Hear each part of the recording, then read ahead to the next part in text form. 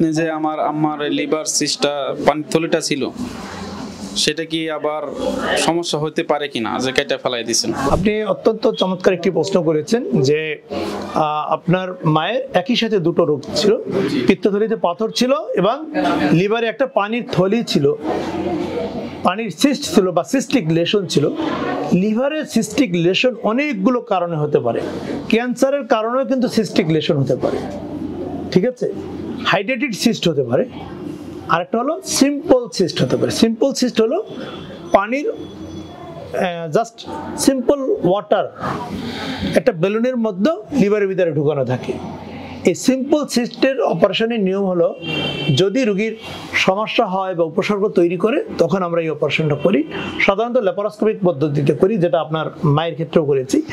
এই অপারেশনটাকে বলা হয় ডি-রুফিং, অর্থাৎ সিস্ট একটা বেলুনের মতো, বেলুনের একটা অংশ আমরা কেটে দিলে সকল পানিটা বের হয়ে যায়। সুতরাং ভবিষ্যতে আর ওনার এই সিস্ট হওয়ার সম্ভাবনা থাকবে না, কারণ এটি কোনো ক্যান্সার বা টিউমার নয়। আর কেন ডিরুফিং করে দিলাম, যেহেতু সিস্টের ওয়ালটা ভিতরে কিছুটা রয়ে গেছে, যদি ভবিষ্যতে একটু একটু পানি তৈরি করে সেই পানিটা বাইরে বের হবে এবং আমাদের পেটের ভিতরে বড় যে পেরিটোনিয়াম আছে সেটি অ্যাবজর্ব করে নিয়ে যাবে। সুতরাং ওনার ভবিষ্যতে আর কোনো এই সিস্ট দিয়ে সমস্যা হওয়ার সম্ভাবনা নেই। বুঝতে পেরেছেন তো?